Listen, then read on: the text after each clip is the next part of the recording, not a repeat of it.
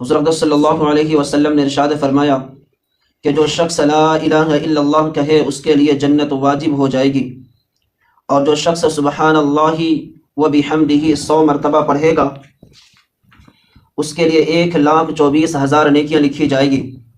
صحابہ کرام رضی اللہ تعالیٰ عنہ نے عرض کیا، یا رسول اللہ صلی اللہ علیہ وسلم، ایسی حالت میں کوئی بھی انسان قیامت میں ہلاک نہیں ہو سکتا، کیونکہ نیکیاں ہی نیکیاں غالب رہے گی۔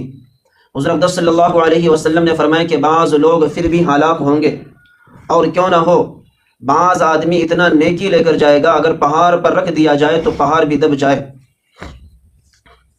لیکن اللہ تعالیٰ کی نعمتوں کا مقابلہ اور اس کا عقل عدم نہیں ہو سکتا۔ البتہ اللہ جل شانہ اپنی رحمت، اپنی فضل، اپنی دستگیری فرمائیں گے۔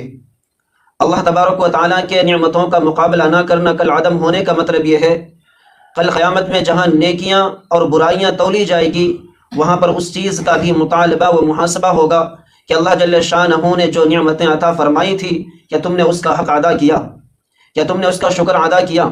بندے کے پاس ہر چیز اللہ کی عطا کیا ہوا نعمت ہے، ہر چیز کا ایک حق ہے، اس کا حق ادا کرنا وہ ہماری ذمہ داری ہے۔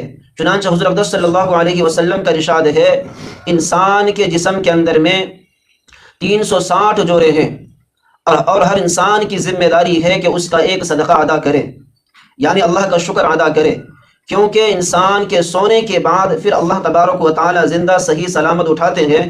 سونے کی مشابہت جو ہے وہ مردوں کی مشابہت ہو جاتی ہے۔ انسان رات کو سویا، پھر اللہ صحیح سلامت ہم نے جگایا، پھر ہمیں اللہ کے گھر کی طرف آئے، ہمارے بازو سے کیڑے بھی گزرے، مثال بول لو سانپ بھی گزر جائے، ہمیں معلوم نہیں ہوتا، کیوں؟ سونے کی مشابہت جو ہے وہ مردے کی مشابہت ہے۔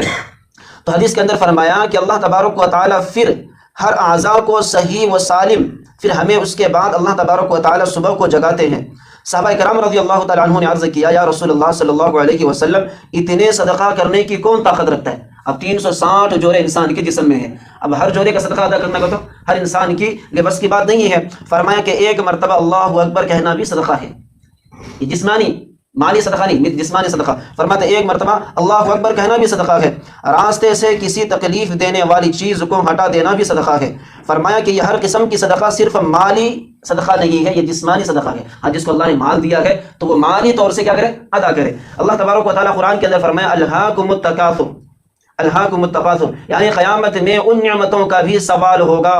حضرت ابن عباس رضی اللہ تعالیٰ عنہ فرماتے ہیں، بدن، آنکھ، ناک، کان، یہ سب چیز کیا ہے؟ اللہ کی نعمت ہے۔